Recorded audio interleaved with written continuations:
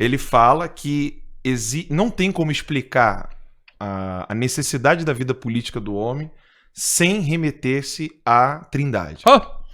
Né? É claro. Porque o homem só pode viver na comunidade, porque quem criou o homem é a comunidade. É perfeito. E os teólogos com muita precisão, a partir de uma visão do que é a estrutura antropológica. Olha, olhando para os homens, a gente vê o seguinte, olha, todo mundo já viu Discovery Channel, né? Assim, aquelas porra daqueles programas chato pra caralho de bicho nascendo, né? Tu vê uma girafa nascendo, a girafa vira girafa, em 3 minutos ela já é girafa, né? É girafa. O ser humano, bicho, pra virar gente, precisa de um trabalho de amor de um outro ser humano, cuidando dele, dando papinha, dando beijo, dando peito, coisa maravilhosa, Alan. O ser humano é o único mamífero cuja fêmea dá o leite olhando pra cria. Para pra pensar, cachorro, porco, tudo que é bicho mamífero, o bicho fica lá embaixo, na teta da mãe, né? Não tem o olhar. Isso já é um tipo de primícia do que é a vida humana. Para você aparecer, não vou te alimentar só com leite que vem do meu seio.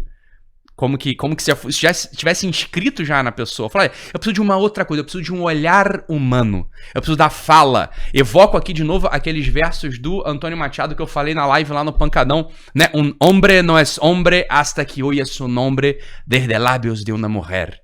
O homem não é homem até que ele ouça o seu nome dos lábios de uma mulher e vice-versa. A mulher não é mulher até que ouça o seu nome desde os lábios de uma outra pessoa que ama. O ser humano precisa disso. Isso é uma definição, não é definição, mas é uma descrição do que é pessoa. A pessoa, para existir, precisa de outra pessoa. A gente não se faz sozinho. E essa é uma das explicações pelas quais os teólogos com muito acerto dizem, olha, é necessário que Deus, por ser pessoa, seja trino. Sim. Porque tem que ter mais de uma pessoa. Se não tiver mais de uma, mesmo no seio trinitário, mesmo no seio divino, a trindade é necessária. Porque se Deus é pessoa, ora, é necessário que tenha mais de uma. E é claro que pela simbologia tem uma necessidade simbólica de que sejam 3 mesmo. Né? A necessidade simbólica, e depois os teólogos explicam isso com muita perfeição. O ser humano é a mesma coisa. Fala, olha, a gente sabe, né? Se você põe um relógio Cássio do lado de um relógio Rolex, o relógio Cássio, ele não melhora a sua qualidade. Ele continua sendo relógio Cássio. Mas com gente não é assim. Tu põe uma pessoa, um nobre, um valente, um santo, um herói, toda a comunidade se eleva. Eu lembrei, sabe de quem agora? Andreas Hofer. Não sei. Ele provocou a ira de Napoleão. Era um aldeão. Tá. Eu tô pra te falar isso há tem um tempo. Andreas Hofer é um homem que eu tenho uma grande admiração por ele. Eu nunca fui na Suíça, mas quem for no Tirol vai encontrar uma estátua de Andreas Hofer e não de Napoleão. Tá. Mas Andreas Hofer morreu. Ele venceu 3 batalhas só com os aldeões. Caramba. É um feito, né? Um feito militar. Ele derrotou 3 vezes as tropas napoleônicas, ele e os aldeões. Porra. Povão. Sim. Metendo porrada num exército bem formado, cheio de grana, cheio de poder. Né? Eu gosto de trazer isso por causa do Terça Livre. Claro, óbvio. Vem que eu sou aldeão, porra. Entendeu? Pode vir. Ele bateu nas tropas de Napoleão a ponto de que Napoleão teve que deslocar mais tropas para poder marchar ali, para poder se impor. Só que na história, quem se impôs foi Andreas Hofer. É claro que sim, né? É muito bonito esse movimento, né? Que é essa coisa do Davi e do Golias, no final. É o mesmo mito, é o mesmo símbolo, né? Então é isso. Quando aparece uma pessoa, você eleva toda a comunidade. Por exemplo, provavelmente a virtude do Andreas Hofer infundiu uma valentia naqueles sujeitos que estavam ali arando. Eles aravam o campo, eles riscavam a terra para plantar. Mas uma virtude de um sujeito de fato heróico infunde virtude no outro. Então é por isso, né, que São José Maria Escrivá fala, olha, essa crise mundial, que diabos é? É uma crise de santos. Porque se aparece um sujeito, que tem personalidade, que tem fibra, que tem tenacidade, que tem a verdade dentro de si, a coisa, né, todo o tônus cultural, o tônus social, o tônus intelectual, o tônus espiritual, ele melhora, ele aumenta. Agora veja, como é que uma compreensão psicológica, psicanalítica, ou, sei lá, uma dessas materialistas vai conseguir pegar a dimensão disso tudo que a gente tá falando, Alan? É muito difícil, não pega. Você não tem ferramenta pra poder falar sobre esses fenômenos. Fenômenos simples, a gente tá falando de fenômenos humanos. Imagina fenômenos espirituais. Não consegue, não chega lá, né? Não chega mesmo. Então, e aí no segundo ponto você falou da elite intelectual e eu lembrei de uma outra coisa. O Garrigou Lagrange, Lagrange, né? Não sei falar francês, né? Je n'ai pas ne plus A gente é carioca, Garrigou Lagrange, porra. Lagrange. Porra. E o Garrigou, ele fala nas 3 Edades de la Vida Interior, que eu li na versão espanhola. Puta livro, hein? E vai ser lançado, hein? Vai ser lançado em português. Vai. As 3 Idades da Vida Interior. Ele fala que a função do intelectual é defender os pequenos. Porque quando você estava falando ali de reconhecer o mundo real, entender o mundo real, quem tá pegando Japeri 5 da manhã, não tá pegando Japeri porque tá querendo defender um pedaço de papel chamado Constituição. É claro. Quem tá pegando Japeri 5 horas da manhã não tá querendo defender o Estado Democrático de Direito. Exato. Quem tá pegando Japeri 5 horas da manhã tá querendo defender e amar os filhos, a esposa, o lar. Perfeito. E, óbvio, ele não vai ter tempo para ser elite intelectual. É necessário ter uma elite intelectual que possa avisar: olha, ali tem um lobo, ali tem um filho da puta, ali tem um canalha que tá enganando vocês com retórica, ali tem um canalha que tá enganando vocês com sofisma. É claro que é isso. E não importa qual é a estrutura do inimigo, do adversário. Ele pode ser derrubado só com a força da personalidade. E é por isso que eu coloquei o livro do professor Olavo aqui, que eu queria muito que você falasse dessa força da personalidade. Não importa qual é a estrutura que você tem. Se eu quero amar os meus, ninguém vai ficar na minha frente. Mesmo que o meu corpo seja comido pela terra, né, eu vou deixar um legado que outras pessoas irão copiar e você será destruído. Mas perfeito. Perfeitamente. Então, Alan, já que você tá dando oportunidade aqui, e tem um livro aqui do nosso querido Olavo aqui do nosso lado, a verdade é que... Eu posso contar aqui uma anedota? Sei lá, uma anedota? Não é nada, é só uma coisa que dá alegria de falar, porque eu vivi isso. Então, tinha lá, né, feito um idiota,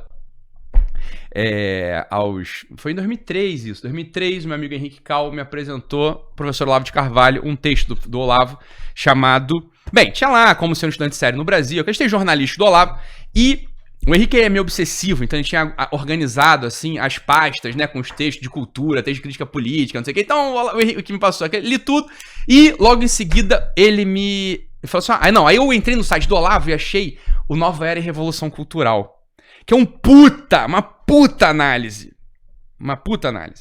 de crítica cultural. E aquele livro ali me fez todo sentido, porque eu vi, né, eu sou católico de berço, né, mas enfim, católico brasileiro, depois eu fui lá pra Nova Era, fiquei um tempo ali naquela coisa da Nova Era, né, religiões orientais, de fato, de modo muito sério, pra falar a verdade, estudando aquele negócio de verdade, estudando, tinha grupo de estudo, ficava lá estudando aquele negócio pra cacete lá, na casa da mãe de um amigão meu, que é uma pessoa muito importante na minha história, a tia Leila, então a gente ficava estudando aquilo lá. E foi muito bom pra mim, a verdade mesmo, essa é que foi muito bom, que negócio pra mim, mas em alguns momentos eu logo percebi que faltava ali uma...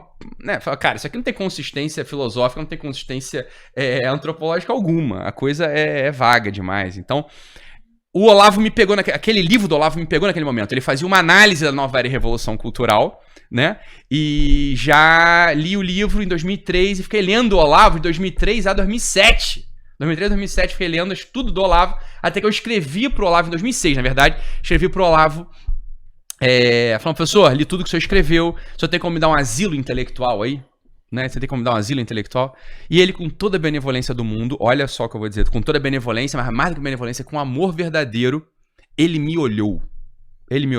Né? Então, essa é uma coisa que se perde nela. Quer dizer, a capacidade de você olhar pro outro, para aquele lugar de realização do outro, não pro lugar de crítica.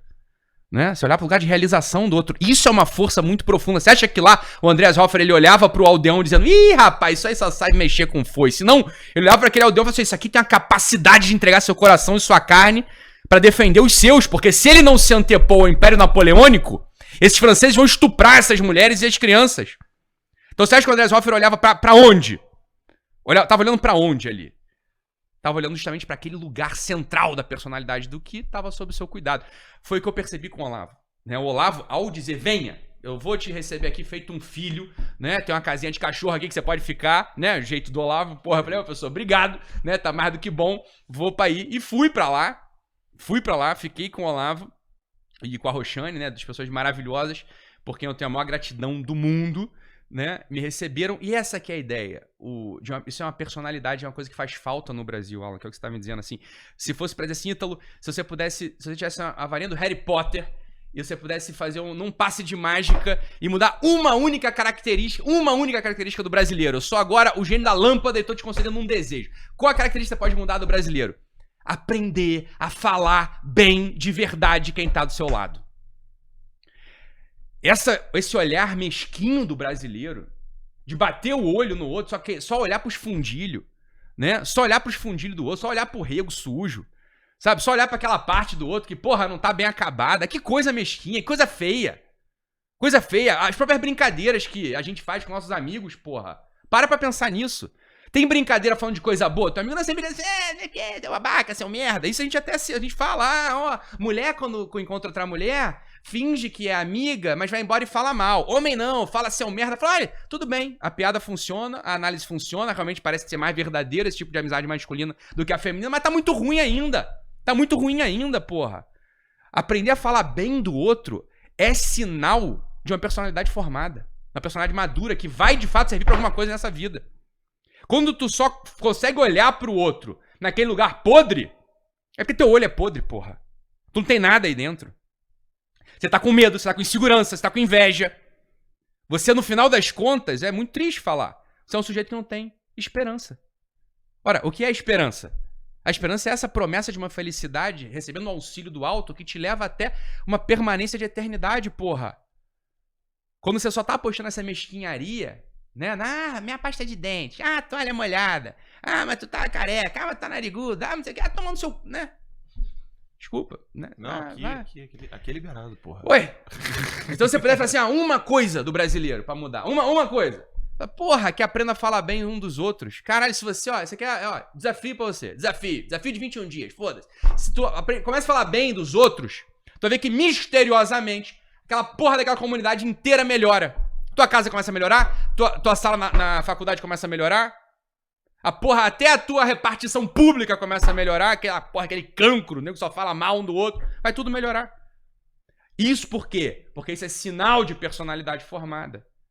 Você falou assim, que é a crise da personalidade. A crise da personalidade, olha, vai por vários anos, podia abordar essa porra por 1000 ângulos diferentes. Esse é um que tá à mão de todo mundo, porra. Tá à mão do sujeito que tá pegando Japeri 5 da manhã, tá à mão do presidente da república. Tá na mão de todo mundo. Uma das coisas pelas quais o meu trabalho funciona, Alan, é porque eu não fico fazendo malabarismo psicológico. É coisa assim, ó, dá pra fazer. Se quiser, dá pra fazer. Agora, tem que querer. Porque quem vai poder falar bem do outro por você? Só você mesmo. Então não tem como falar que é o Estado que tem que fazer, não tem como falar que é teu papai e tua mamãe que tem que fazer, que é tua mulher que tem que fazer. Isso é contigo, negão. É contigo. Aposta nessa porra. Você já entendeu o princípio. O princípio é, o outro olha pra onde tu tá olhando.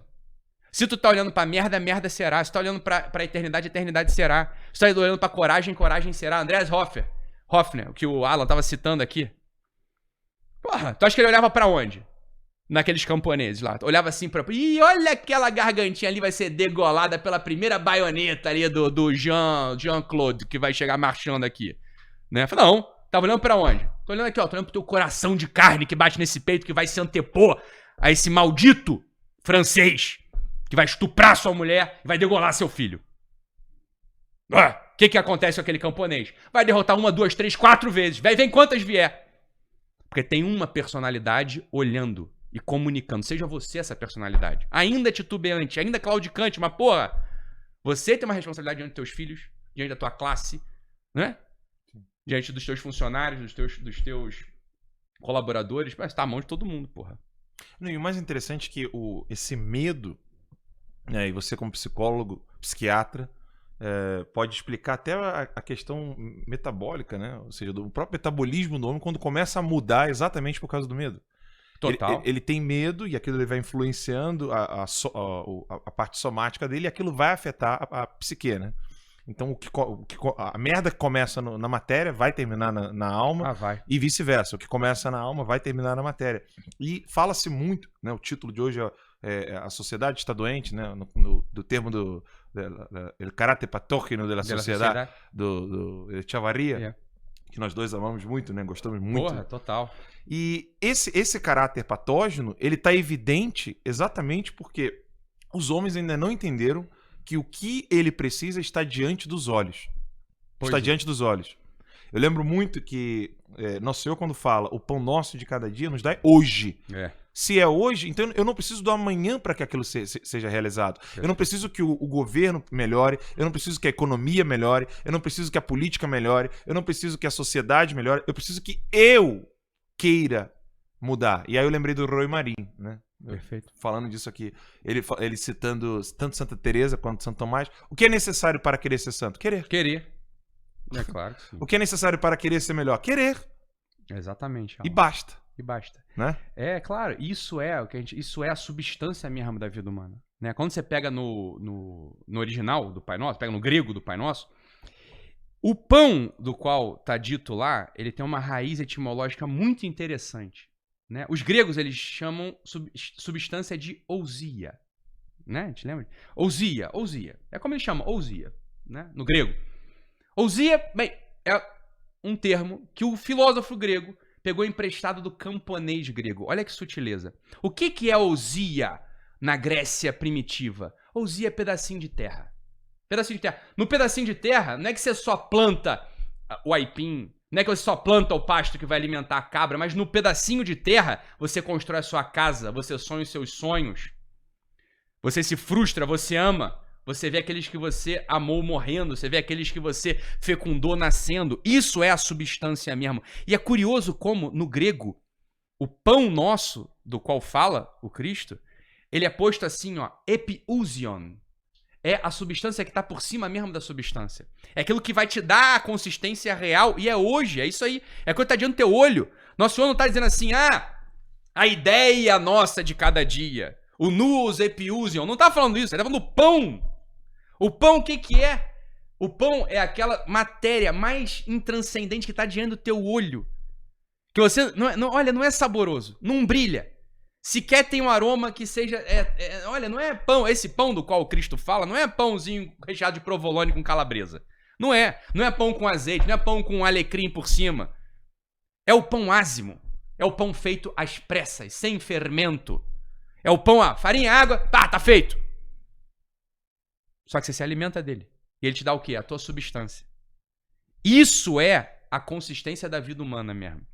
É dessa materialidade vivida com intensidade, com amor, que a tua substância vai se alimentando e vai se fazendo. Isso é bonito demais nela. Demais. Porra, mas isso é muito bonito. Isso é... Com qualquer sujeito mais bruto que seja. Bom, a gente é bruto, a gente lá é alguma coisa. Porra, você se arrepia com um negócio desse.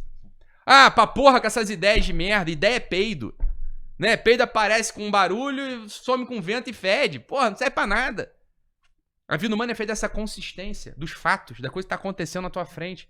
Aprender a comer esse pão hoje é alimento pra tua substância, porra. Pra você ter consistência. Olha, o que você quer?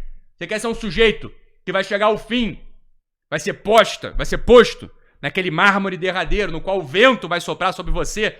Você quer que você seja todo esfarelado porque não havia substância ali? Ou você quer que sobre um núcleo de carne pulsando que possa ser visto com os olhos possíveis de ser amado? É isso que você quer. Todo mundo quer isso. No último dia mesmo. No dia do juízo. No dia da tua ida. Como é que você se alimenta para que a tua biografia tenha essa substância? Porra, com isso a gente tá falando, com esse pãozinho. É pão.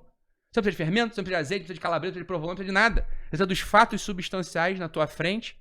Entrar nessa realidade mais intranscendente, trabalhá-la sempre com uma missão, sempre com um elemento de serviço, com elemento de entrega. Porra, aparece esse tal desse coração de carne no teu peito. Que é esse coração de carne que, de fato, dá a cor de uma personalidade madura, uma personalidade bem formada. Isso é muito bonito, né?